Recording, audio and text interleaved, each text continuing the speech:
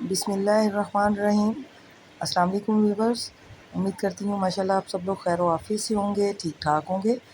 तो आज आपके लिए मैं गर्मी का तोड़ शरबत की ऐसी रेसिपी लेके आई हूँ जो कि केमिकल से पाक है, बहुत ही लो बजट है और यकीन करें फ़ायदे इसके बेइंतहा हैं।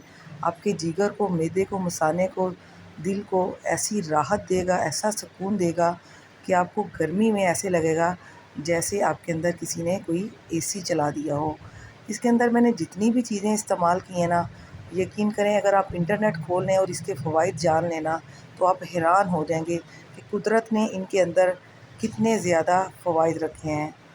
तो चलें जी, बग़ैर टाइम ज़ाय किए स्टार्ट कर लेते हैं इस प्यारी सी तो रेसिपी इसके लिए को। मैंने 8 पाव इमली ली है और 8 पाव ही मैंने आलू बुखारा लिया है। ठीक है, आपने इन दोनों चीज़ों को मैंने नीम गर्म पानी कर लिया था, उसके अंदर भिगो दिया है क्योंकि मुझे थोड़ी जल्दी थी। जस्ट मैंने आधा घंटा इनको भिगोया है।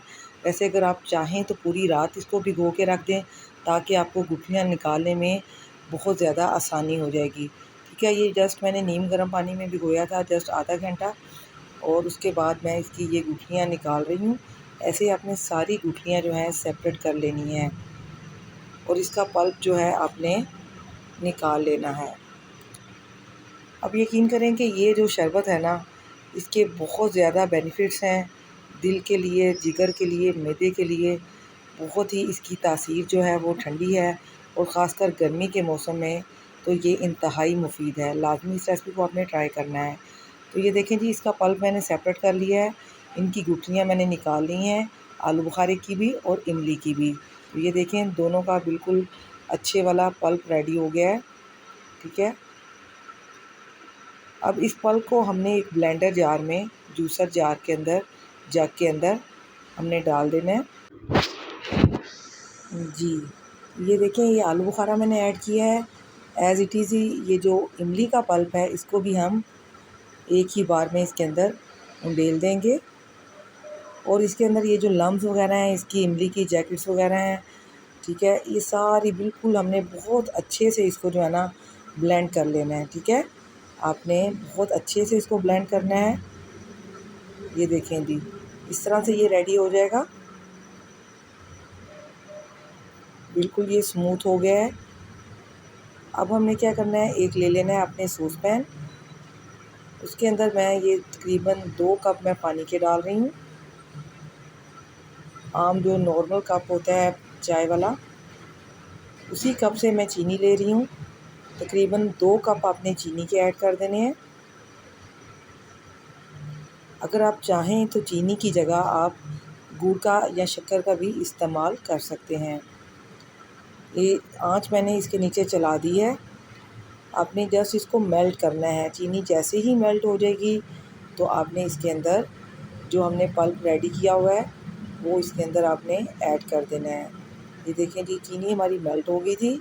उसके बाद हमने इसके अंदर वो पल्प जो है वो ऐड कर दिया है और इसको हमने लो टू मीडियम फ्लेम पे तकरीबन आधे घंटे के लिए या 20 से 25 मिनट के लिए पका लेना है।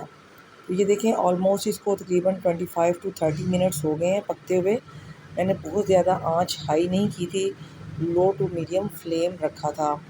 ये थोड़ा सा इसके अंदर मैंने ज़ीरा पाउडर जस्ट 1/4 टीस्पून मैंने डाला है, ज़्यादा आपने ऐड नहीं करना। और नमक जो है वो भी मैंने जस्ट 1/4 टीस्पून ऐड किया है। अगर आपके पास काला नमक हो तो वो ऐड कर दें, उसका टेस्ट और भी बहुत अच्छा आएगा।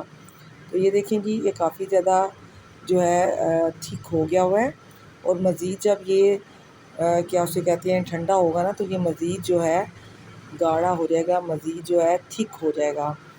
तो इस स्टेज पे हमने फ्लेम को ऑफ़ कर देना है और इसको हमने कर लेना है ठंडा।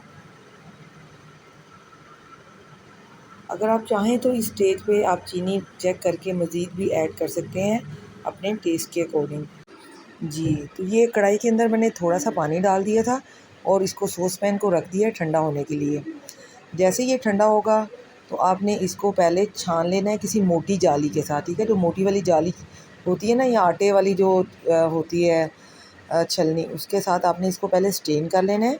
उसके बाद आपने इसको जग के अंदर महफूज कर लेना है। ठीक है, जग आपका ड्राई होना चाहिए, बिल्कुल भी पानी वगैरह, नमी वगैरह इसके अंदर ना हो। नीचे वाले पोर्शन में आप रखेंगी तो ये 1 हफ़्ता तक आप इसको यूटिलाइज़ कर सकते हैं। अदरवाइज़ आप अगर इसको देर तक चलाना चाहें तो आप इसके आइस क्यूब्स बना लें। आइस क्यूब्स ट्रे के अंदर इसको डालें और इसके आइस क्यूब्स रेडी कर लें। इस तरह आप इसको महीनों इस्तेमाल कर सकती हैं। तो ये देखें जी, इसका जूस रेडी करने के लिए थोड़ा-सा मैंने ये शरबत ऐड किया है, उसके बाद आइस क्यूब्स डाले हैं। अब इसके अंदर हम डालेंगे तुख मलंगा, जो कि मैंने आधा घंटा पहले इसको भिगो के रख दिया था।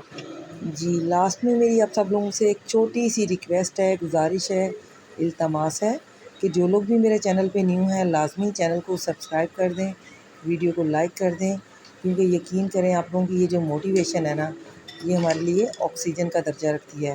तो जल्दी से लेके आएँ अपनी प्यारी सी फिंगर को हरकत में, क्योंकि हरकत में हमेशा होती है बरकत।